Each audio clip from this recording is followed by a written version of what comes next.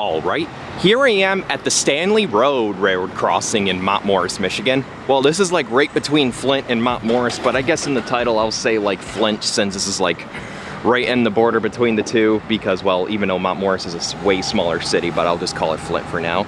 But to be correct, this is technically Mount Morris in the south part of it. But yeah, and this crossing right here is another rather neat and classic crossing owned by the LSRC, or Lake State Railway Saginaw subdivision. And this railroad crossing right here so happens to be one of my favorite setups along the line.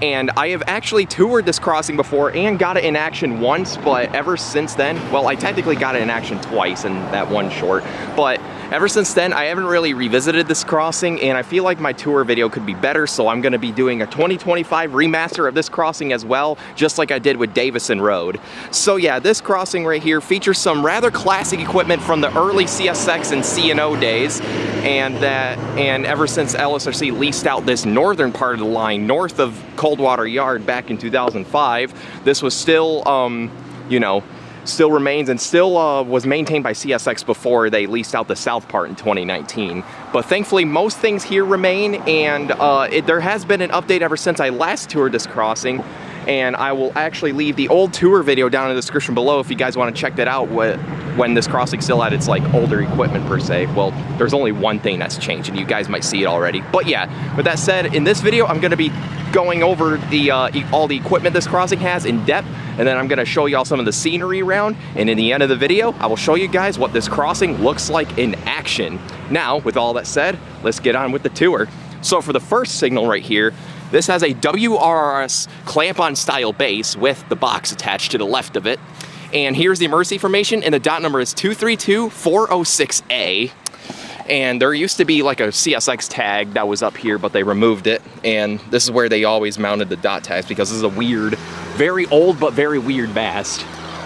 But yeah, and the gate mechanism on this one, this has a GRS Type D gate mechanism with the WRS rebranding. Now there's a signal maintainer here, and I just got him a little bit ago cleaning out the gate mechanism with the miniature leaf blower, which I'll show you guys in the clips of this crossing in action. And the gate lights on this one are Ricoh LED gate lights, and there are no wind guard on this mast. Well, there is no wind guard on this mast. And this gate is still pretty old, still original, and it's the extendable kind too, with the diagonal stripes. But yeah, and since this is not a cantilever, but I would like to call these the mast lights, so for what this has for mast lights are two pairs of Saptran 12 by 24 inch incandescent lights, all of which are sitting on a WRS light bracket. I wonder if these lights replace WRS 8-inch lights at some point. But yeah, and speaking of which, the overhead lights on this one is just one pair of WRS 8-inch lights, all incandescent, sitting on a WRS light bracket. Now, WRS, back when they were around, they offered like little mast signals like these with overhead lights for hilly roads like Stanley Road. As you can see, there's a big old hill, and you can't really see any crossing lights from there unless you added a top pair. So I guess they didn't want to put a cantilever here, so this is what they resorted to. It's a very, very interesting signal setup. Now, this signal setup, it's they're around. This is not like totally custom, but this is still pretty rare. And for the bell on this one, this has a Western Cullen Hayes electronic bell, Type 4, set at the default or lowest speed. And this bell right here replaced a General Signals Type 1, I would say about a couple years ago. I believe the General Signals Type 1 that used to be here died or was really sick, so they replaced it. I can't really confirm what happened to it exactly, but because, well, I haven't got this crossing in action with that old bell right there. So yeah, that right there was the first signal. Now let's go ahead and go across the road and tour this other one. Got to be careful because even though the crossing grade here is absolute garbage, you can see it kind of humps in the middle. People still go pretty fast through this road. And speaking of history, so back up until I would say 2013, I believe, this crossing right here used to have 3 tracks. Now this crossing here has a main for the main line, and then a yard lead where like a yard switcher works, or whenever a train is heading northbound out of the yard, this is the track that they use. And they also had a third track, which I believe was a storage siding or an extra yard lead, but as you can see, they have since torn it out. I believe they removed it sometime between 2013 and 2015. But yeah, that's what used to be through here. And as a result, this signal over there that I just toured used to have an inverted 3-track sign, which was later replaced with a regular one, and then to the 2-track sign that it has today. And as you can see right here, there is an old milepost sign, SAG 27, which I believe stands for like Saginaw bound, but they have a modern one right here and another box of some sort. Quite a lot of cool stuff around, lots of classic stuff from the C&O era, including the telegraph poles even over here. But yeah, enough yammering for now. Now let's go ahead and get to the second signal right here. So here's the second signal, which is not similar to the first. So for this one, this has a SafeTran double-sided base. Actually, never mind that, it's only a single-sided. So this has a SafeTran base, and there's a caterpillar right there. Looks like one of the ones I'm allergic to, so don't touch it. And here's the emergency information once again. And I believe this mast has an old C&O dot tag. Yep, it does. So yeah, you can see there's an old C&O dot tag, which is really, really faded, but it's there.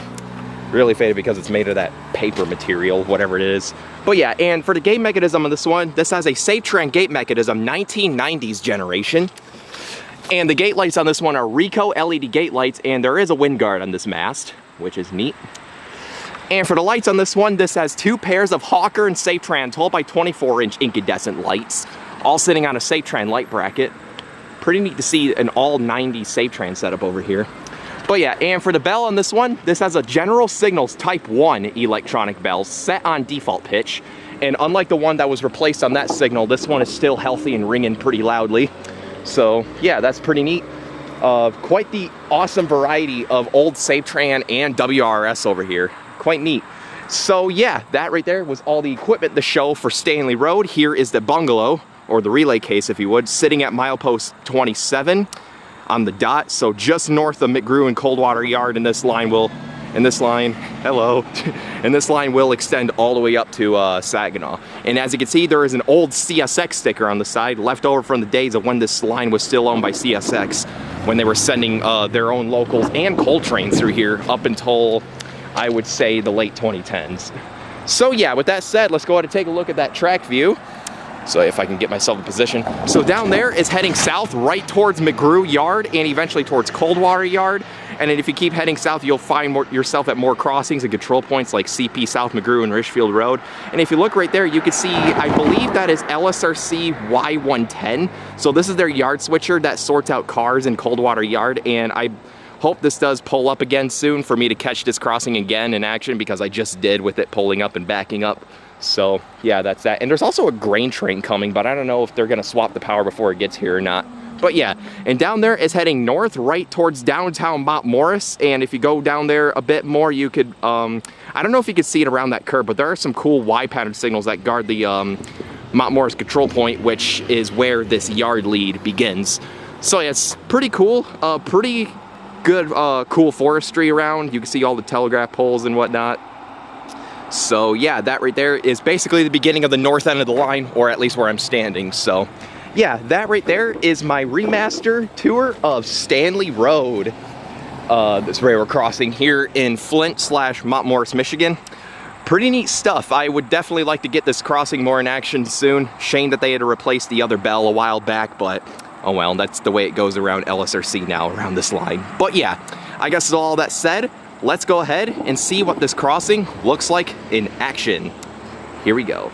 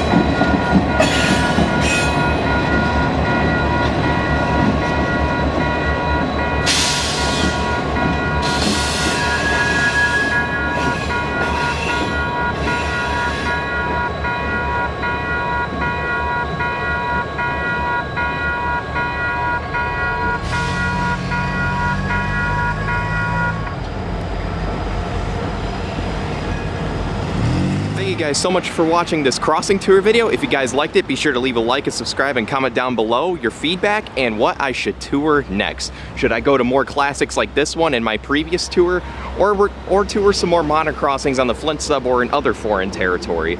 But I guess with that said, for now, wherever it may go next, I hope to see y'all trackside. Over and out.